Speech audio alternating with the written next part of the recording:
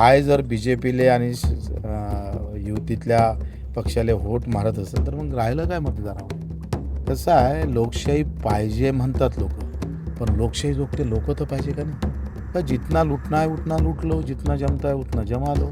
आणि मुळात राजकारणी लोकांना धर्म आणि जात ह्या अजेंड्यावर आली आहे देशामध्ये. ना खाने दूंगा ना खाऊंगा, सबसे ज़्यादा खाने वाला अगर कोई है देश के अंदर तो BJP है, सबसे ज़्यादा. काही संभ्रम नाही आहे. मी सांगतो, तुम्ही मतदारांना व्यवस्थित वाचा. मतदार काय भूमिकेत असतं तुम्ही सांगा. जिल्हा परिषदला जर भाजप आणि शिंदे सेना जर वरचढ ठरत असेल, इतक्या ताकदीनं येत असेल, म्हणजे जिल्हा परिषदचा मतदार म्हणजे ग्रामीण मतदार, शेतकरी मतदार हाय जर BJPले आणि युतीतल्या पक्षाला वोट मारत असेल तर मग राहिलं काय मतदारामध्ये? कसं आहे, लोकशाही पाहिजे म्हणतात लोक, पण लोकशाही जोगते लोक तर पाहिजे का नाही? इथं लोकशाही जोगते लोकच राहिले नाही. व्यवस्था अशी आहे का जितना लुटना आहे उतना लूट लो, जितना जमता है उतना जमा लो. आणि मुळात राजकारणी लोकांना धर्म आणि जात ह्या अजेंड्यावर आली आहे देशामध्ये. इथं धर्म, जात आणि नाहीतर पैसा, या तीन गोष्टीनं या लोकशाहीला खाल्लेलं आहे. आणि जोपर्यंत आम्ही राष्ट्रीयत्व खरं स्वीकारणार नाही, मी राष्ट्रावर प्रेम करणं शिकणार नाही, मी या भूमीवर प्रेम करणार नाही. पण ते प्रथम स्थानी आहे का? भारत प्रथम स्थानी आहे का देशामध्ये? धर्म प्रथम स्थानी आहे, जात प्रथम स्थानी आहे, प्रत्येकाच्याच जातीतलं, एका धर्माचं नाही बोलत. त्याच्यानं इथं गरीब गरीबच राहणार आहे, श्रीमंत श्रीमंत. आणि मग श्रीमंत लोक काय करन का, आता तुला ताप आला ना, हे क्रोसिनची गोळी घे,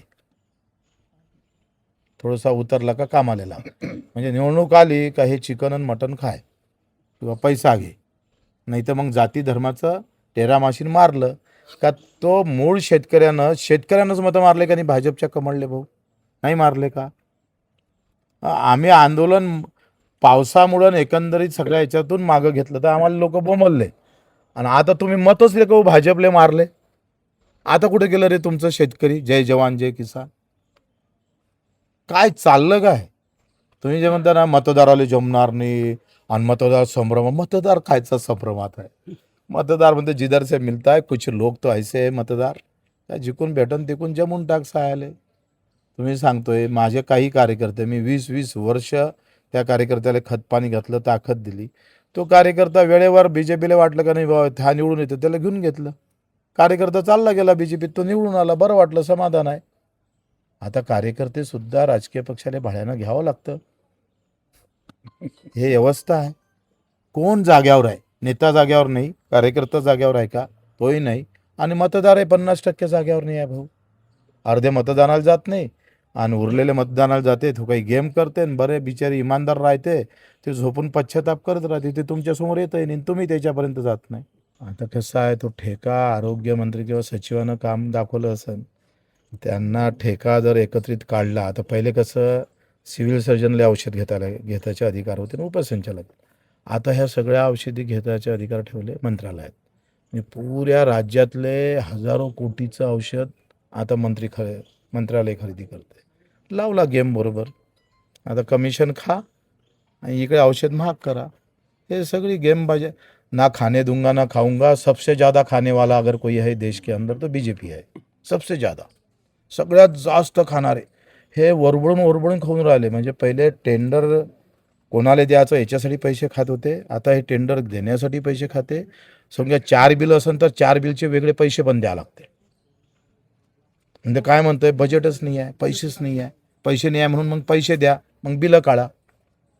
तुम्ही सांगा, MRGSचे पैसे अजून भेटले नाही मजुराले, 3 महिने झाले MRGSवाल्याचे. संजय गांधीचं लाडकी बहिणीचे पैसे 2 महिन्याच्या भेटले नाही. तुमच्या अपंगाचे पगार भेटत नाही आहे वेळेवर.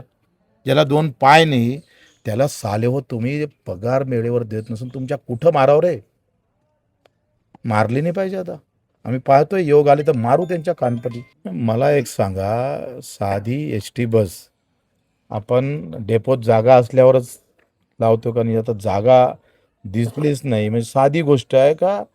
फ्लाईट जर आहे, विमान जर ते आहे, तर ते कुठल्याही 1000% जेथपर्यंत लँडची स्थिती येत नाही तेपर्यंत उतरायचं नाही. हे सगळ्या गाईडलाईन्स आहे. आणि त्याला कार्यक्रमच देतं का इथं जर उतरल्या जात नसन तर तुम्ही दुसरा एअरपोर्ट देतं ते लगेच 1-2 तास पुण्याचा अंतर होतं अर्ध्या तासाचं. का बरं केलं नाही? प्रश्नचिन्ह आहे. का एवढी जोखीम त्या पायलटनं कशी घेतली? त्या संबंधित अधिकाऱ्यानं कशी घेतली? जिथं अजितदादा म्हणजे एक उपमुख्यमंत्री असताना सुद्धा जर अशा प्रकारचे अपघात होतात, तर म्हणजे आमच्या यंत्रणा किती किळस झालेल्या आहे. हे किळसवान प्रकार आहे, लक्षात घ्या. बरं झालं ते बाजूच्या वस्तीनं नाही पडलं. गेलं होतं ना बाकीचे लोक आधी. राष्ट्राच्या हितासाठी एवढे महत्त्वाचे आहे. कदाचित ज्यांना सुरक्षा पुरवल्या जातं, हे म्हणजे राष्ट्रच आहे ना हो. म्हणजे ते तुमची बाकी जनता खड्ड्यात 35-53 लाख कोटीचं बजेट मांडलं केंद्र सरकार. त्यातले 23 लाख कोटी तर कर्ज आणि व्याजातच गेले. म्हणजे राहिले त्याच्यातले 10 लाख कोटी पुन्हा प्रशासकीय वगैरे असं जर केले तर 35 लाख कोटी कुठे गेले? तर ते सामान्य माणसाच्या घरात आलेच नाही. आणि उरलेल्या शेतकऱ्यासाठी किती तरतूद केली? 1,83,000 कोटीची. बरोबर आहे.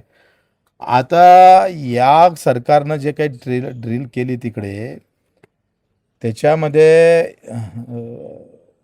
काय प्रभाव मोदीजीवर आहे किंवा बॅकमेलिंग करतं का अमेरिका मला माहीत नाही.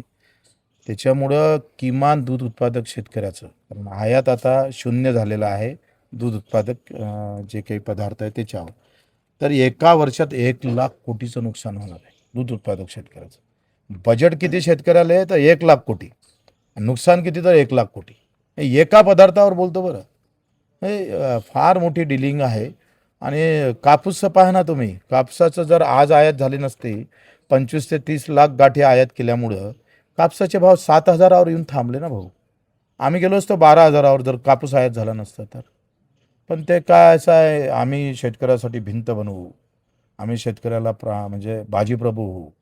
ते अमेरिकेतली ते म्हणतात ते कुठलंच काही येऊ देणार नाही आणि आम्ही मोदीजी दोनही हातात तलवार घेऊन लढणार. आता यायच्याच कुठं तलवार गेली पाहा लागेल, शोधावं लागेल. बरीच माहिती गेली आहे. माझ्या अमरावती बँकेनं आम्ही आता 3ऱ्या क्रमांकावर माहिती देण्यात आम्ही 3ऱ्या क्रमांकावर आहे महाराष्ट्रात. एक कुठली तरी नगरची बँक आहे आणि एक कुठली आहे.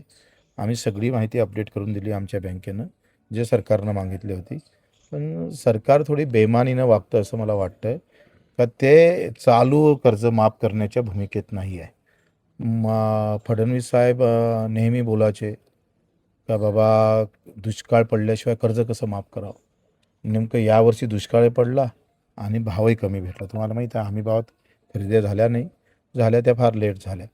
आणि त्याच्यामुळं दुष्काळ असणारा जो या 3-4 वर्षातला मोठा दुष्काळ आपण यावर्षी पाहिला आणि दुष्काळाचंच वर्ष जर फडणवीस साहेब घेत नसेल तर याच्यासारखं दुर्दैव काय आहे. त्यासाठी लढावं लागेल. आंदोलन करू, शेतकरी येऊ नाही येऊ आम्हाला करावं लागते. मत मारा नका मारू, आम्ही शेतकरी म्हणून काय होतंय आखरी जर काही करायचं असलं तर तिथं चान्सेस वाढतात ना. प्लॅस्टिकमध्ये, काचेमध्ये थोडे चान्सेस कमी होते. दुसरं काय म्हणजे संभ्रम असेल कुठे ना कुठे. आणि मुळात अजितदादा म्हणे माझ्याजवळ पण फाईल आहे. अजितदादाची फाईल भाजपकडे होती. अजितदादाच्या लक्षात आलं का भाजपवाले जर फाईल ठेवू शकते तर आपणही फाईल ठेवू शकतो. आता त्यांची फाईल जर भाजपला भारी पडत असेल तर हे किंतु परंतु पुन्हा निर्माण होते. आता ते अनेक संशय आहे. कसं आहे, माझं काय मत आहे का भाजप म्हटलं का आता संशयामध्येच पाहतं. म्हणजे त्यांनी खांद्यावर हात टाकला तरी लोक म्हणते हा मेला, त्याच्या खांद्यावर आपण टाकला तरी लोक म्हणतात ते ते काय सापासारखे लोक आहे. हे विषारी नाग आहे साप भाजप म्हणजे. त्याच्यानं तो भाजपसोबत दुश्मनी भी नाही दोस्ती भी नाही, हम तो दुश्मनी कर चुके आहे. त्याच्यानं ते कधी नाक पाठवू शकतं आमच्याकडे. त्यांचा विषय आहे ना, विलिनीकरण करायचं नाही करायचं कशासाठी करणार आहे ते दोन पक्षाचा विषय आहे. आपण काय बोलणार आहे. आमचा तर पक्ष इतका लहान आहे, आम्ही काय बोलणार त्याच्यात. आम्ही कार्यानं मोठे आहोत पण राजकीयदृष्ट्या आम्ही फार लहान आहोत. 30 जून सरकारची आहे, 1 जुलै आमची आहे. 1 जुलैला या महाराष्ट्रातलं रेल्वेचं चाक धावू देणार नाही. बरं तुम्हाला माणसं दिसणार नाही रेल्वे रुळावर, पण रेल्वे धावणार नाही हे 100%. आम्ही त्याचं टेक्निक शोधून काढलेलं आहे. ज़्यादा से ज़्यादा 100 आदमी पूरी महाराष्ट्र के रेल रुका देंगे.